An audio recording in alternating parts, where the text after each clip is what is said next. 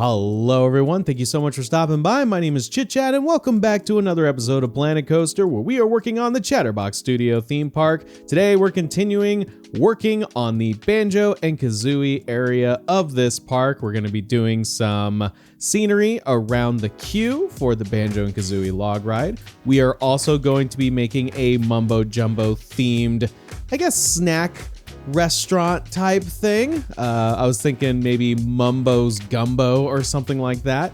And then we are also going to be working on the entrance to this area of the park. So a lot to cover on today's episode. Super excited. And just a fair warning, something happened with my recording in that my recording completely stopped without me realizing it. So there will be a little bit of a jump where suddenly a lot more has been accomplished, and I am super sorry for that. One of those situations where I totally didn't check to see if my drive was full, and it was, and it couldn't record anymore, and that's what happens. So just letting you all know that right off the top. I'm going to be reading some comments that we got on the last video. Let's just go through.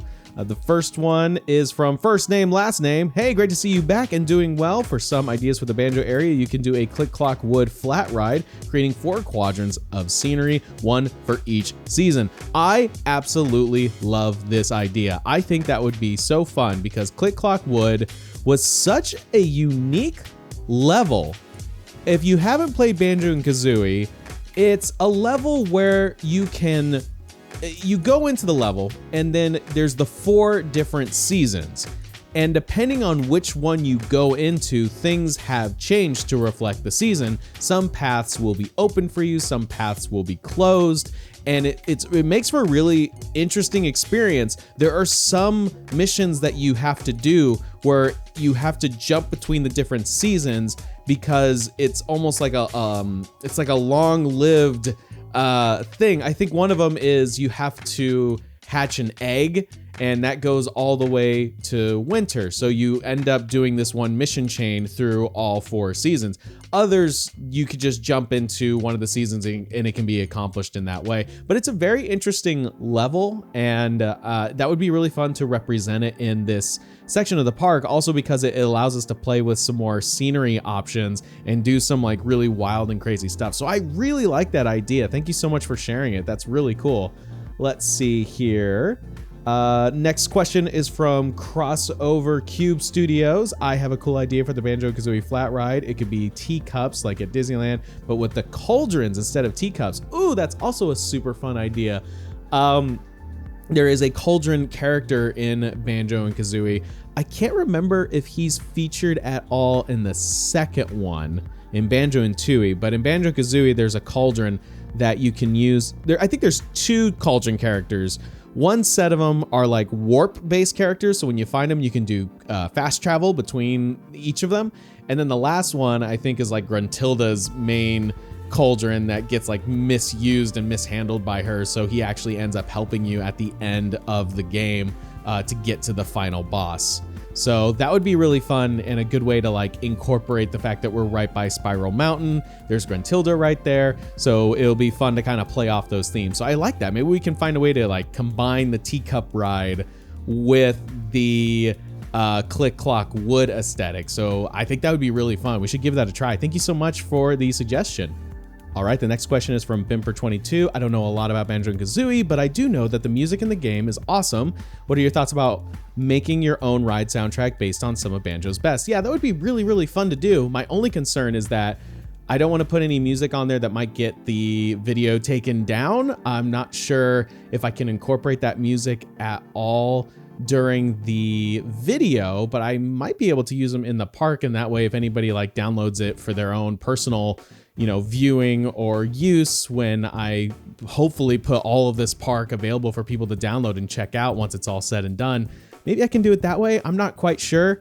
I try to purchase all the music that I use on the channel, or I have like subscription services that I use.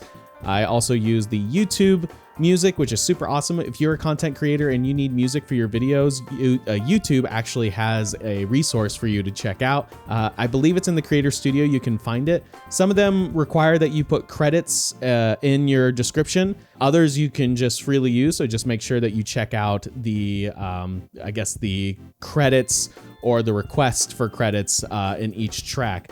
So thank you so much for that question. And let's see, I think this might be the last one for this episode. You should include a jump scare from Clanker like in the original game. That would be really fun. I definitely want to incorporate Clanker in the ride, just because Clanker would be a fun opportunity to utilize animation screens and have him pop up when, like, maybe right before a drop or something like that. I think that would be really, really fun. Which, I don't know if any of you are watching the Banjo-Kazooie Let's Play that I'm doing with my good friend Dustin, but we have been avoiding Clanker's Cavern. I almost said Clanker's Tavern because Dustin said that once and it's forever ingrained in my head as Clanker's Tavern now. We have been avoiding Clanker's Cavern so much just because that's, as much as I like the Clanker character, I'm not a big fan of that level. I just don't like water levels in general.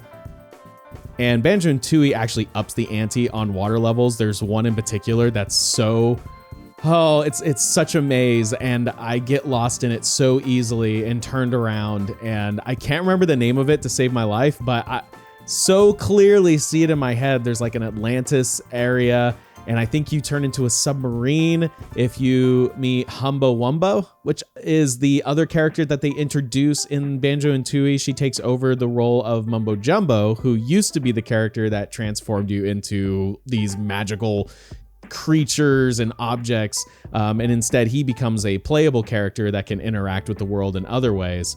Which also in Banjo and Tooie, if you find I think it was like the large Globos, is that what they were called? If you find like the ultimate one, you can turn Kazooie into a freaking dragon, which was amazing. And it's kind of fun that we're talking about Mumbo Jumbo because now we're transitioning into building the Mumbo Jumbo's Mumbo Gumbo. Say that 3 times fast. This was really difficult for me to make because it is such a, it's a skull, right? Like his house is a skull. And with the objects that we have in Planet Coaster, I was just like, how am I gonna make something that has that shape? Like the eyes are the windows, the mouth is the door. It was really throwing me for a loop. And while I'm not 100% happy with what we come up with, I don't know if there's something better I could do, just given how unique the shape is and needing to still use what Planet Coaster gives us in order to make it. I have seen some people that are able to come up with some really wild builds where they're able to still take the building pieces and make it appear like it's like slanted, or it's not rounded off, but in a position that normally Planet Coaster wouldn't allow you to do, just because the building pieces are all set off of a grid, unlike the scenery pieces, which you could just do anything with, which I don't quite understand why that's a limitation. I would love it if we were able to take building pieces and just do whatever we want with them, much like the scenery pieces. I assume it's because the buildings interact with the storefronts and the hotel and the restroom and the first aid thing. I'm assuming that's the only reason that we can't just go all crazy with it, but maybe that's something they'll implement in the second game. If we get a second game, that would be really cool. But for what we can do, or at least what I can do, I feel like this turns out pretty well. And it was fun to look at some of the reference material on this one because his hut changes between the games. So if I remember correctly, I might have referenced the one that we see in Banjo-Tooie, because I think the shape was a little bit more defined than in the first game. I think in the first game it had a little bit more of a yellow hue, but I also think it was depending on which level you're playing. So yeah, you're gonna see me really try to mess with a way to get those rounded shapes as much as possible. I will say I'm really happy with how the feathers on top of the hut turned out. I think that's really, really fun. And something I need to get a little bit better at is space planning, because I think I gave myself way too much room in this section of the park. So we definitely need to find ways to fill up this area, and we'll be doing that by adding scenery pieces, adding some moats, just trying to fill up the space as much as possible. So this area is going to be somewhat like walled off, very similar to what Universal Studios is doing with their Mario Park, which I'm a really big fan of because it makes you feel like you are in a completely different land. You're in a completely different experience. You are completely immersed. Very similar to what they did with Harry Potter, and then of course with Batu / Galaxy's Edge / Black Spire Trading Post over at Disneyland, and what is it? And at Disney World, it's in the Hollywood Studios. I almost lost it, but then I got it. I just love the idea of implementing this sort of transporting you to a completely different experience outside of the normal theme park. Because, you know, there's sections of these parks that have been around for a while and you're just like, okay, this is just like a theme park experience. But then you go into these places that completely transport you.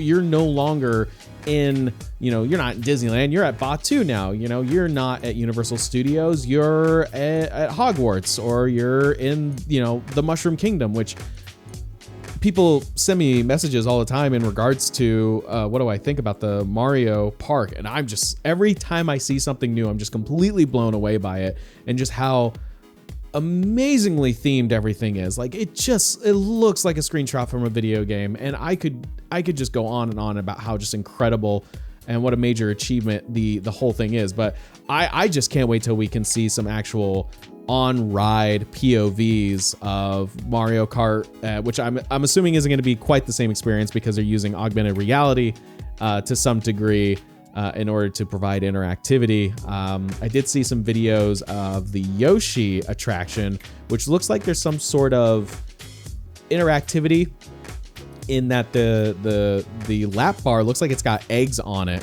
And you select, I'm assuming you select the eggs when you see them on the ride, like you're collecting them, which is a fun little idea. And then there's of course been the references, and I don't know if they're leaks or if it's something that they let, you know, shown to the public, but there's the potential Donkey Kong expansion, which also is really stinking cool. Give me like Legend of Zelda and Pokemon and I'm set for life. Like even if it's just Pokemon, I would be set for life. That would be the coolest thing ever. So we're coming up on our time jump here, which I am so bummed out about because we did a lot of scenery stuff, but at the same time, that scenery stuff was super repetitive. It was just me placing down the same fence, the same rock, the same tree and bush over and over and over again. So maybe it wasn't the most exciting thing in the world, but also I added some restrooms. We added like another sit down snack area. So we can kind of treat Mumbo's Jumbos, Mumbo's Gumbos as the restaurant in this area. And then there's going to be like a little snack area where we're selling just all the other stuff that Planet Coaster allows you to have stores for. So now we're working on the entry point to the land, and I wanted it to be the Spiral Mountain of Spiral Mountain, seeing as that's what this area is based off of.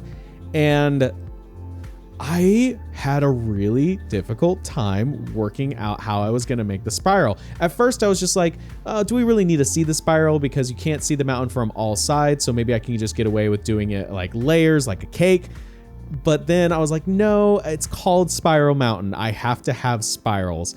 And I was really fighting with the terrain tools to get this to work. So you'll see I go back and forth quite a bit in order to get the shape that I was looking for and be able to smooth it out enough to where it looks like something that can be traversed. And I wanted to also, you know, implement that wonderful idea of foreshortening and just making it look like it's taller than it actually is by making each section, like, obviously with a spiral, they're going to be smaller each time, but try to make it look a little bit more exaggerated than it actually is in the game.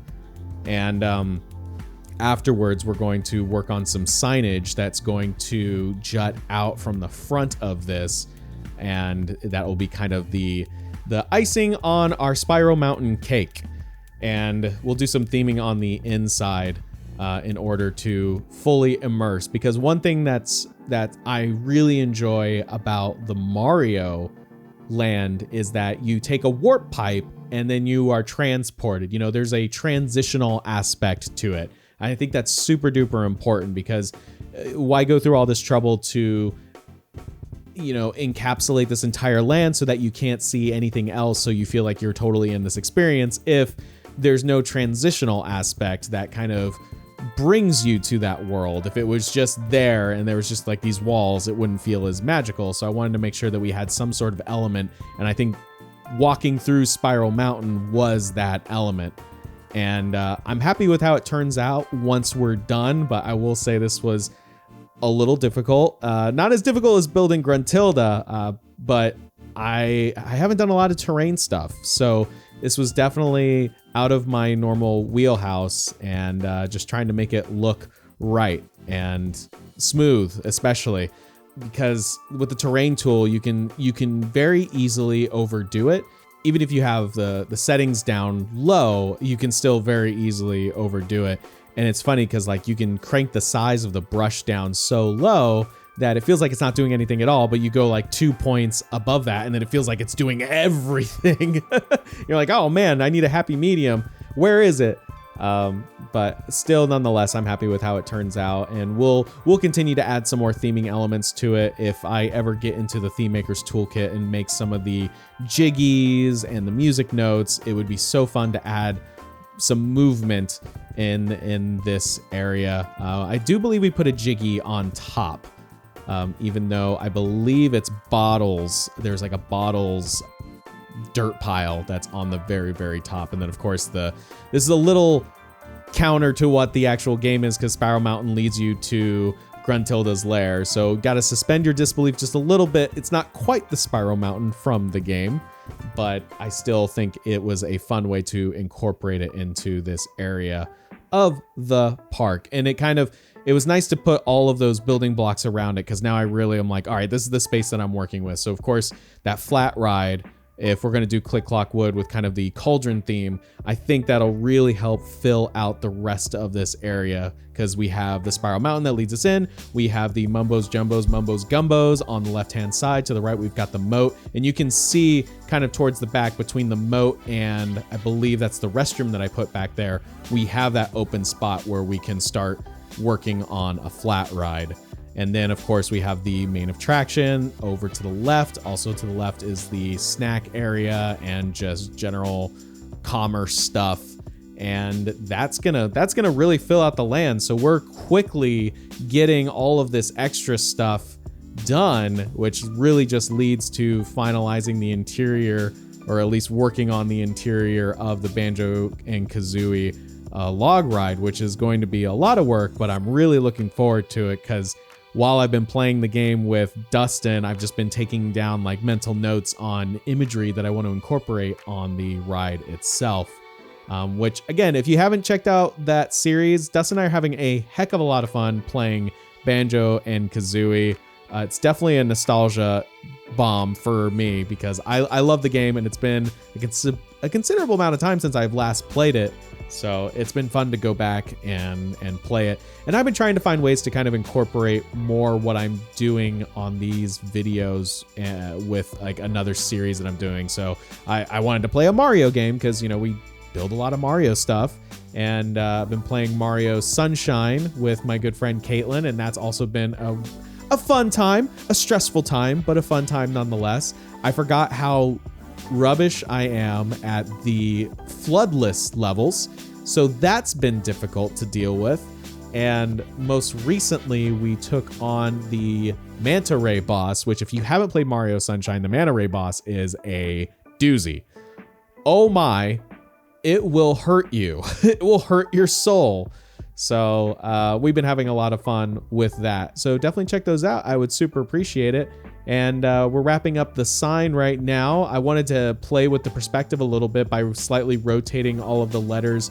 The logo itself has a lot of overlapping elements, so I wanted to incorporate that, but also kind of skew the letters a little bit here and there so that it gives a little bit more depth and allows you to see the golden accents on the side. Now, it is a stroke on the logo itself, so the yellow is actually thicker than the interior color, but seeing as this was all done with shapes, I didn't want to do that because it was going to complicate it even further. So I thought a happy medium would be to just skew the letters a little bit from side to side, and you'll be able to see the yellow accents that way. And then of course, you can't just have these letters floating in midair. That doesn't work. So we're adding a couple of support beams just to give it some believability. And that's going to wrap it up for today's episode. Thank you all so much for watching. I really appreciate it. On the next episode, we'll work on some more theming and maybe start working on the interior to the log ride. So stay tuned for that. Check out the other videos on this channel if you got the chance. And I will chat with you on the next episode.